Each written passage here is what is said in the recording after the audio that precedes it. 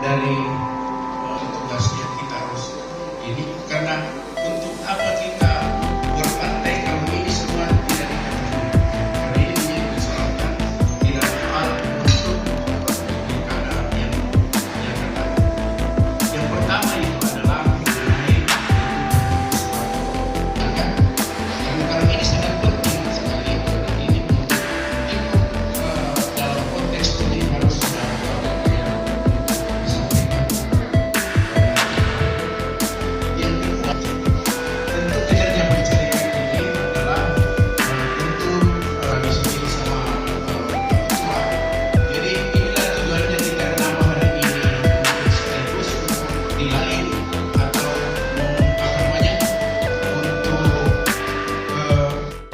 ya, tadi kita rangkul dari masukan dari Dewan Pimpinan Cabang seluruh 14 kecamatan. Ternyata ada beberapa nama yang masuk justru untuk calon presiden, yakni ada 8 nama.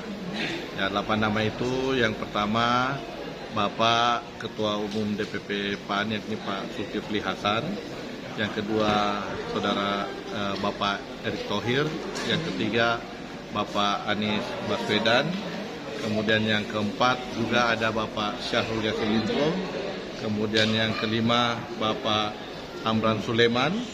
Kemudian keenam ada Ganjar Pranowo.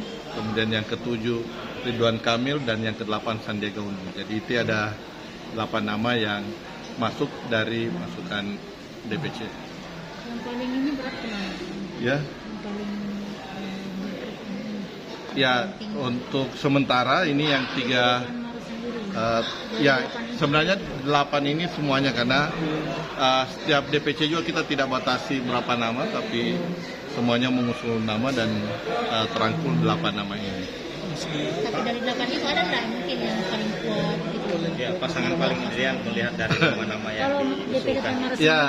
Ya, kita sebenarnya harapannya mudah-mudahan ya, kalau secara internal kami di PAN ya, kita berharap Ketua Umum kami Pak Zulkifli Hasan ini bisa maju menjadi calon presiden.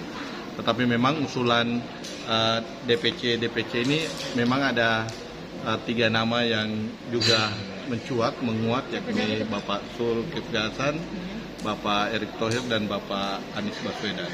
Ini ada 3 nama. Pasangannya sendiri Pak Zulkifli? Pasangannya sebenarnya di semua pasangan itu banyak yang mengusulkan, mudah-mudahan bisa direkrut juga diambil dari Indonesia Timur. Makanya ada 2 nama yang muncul, yakni Bapak Syahrul Yassin Limpo dan Bapak Amran Sulaiman. Ini yang diusulkan untuk maju menjadi calon presiden dan wapres. Terima kasih sudah nonton. Jangan lupa like, subscribe, dan share ya.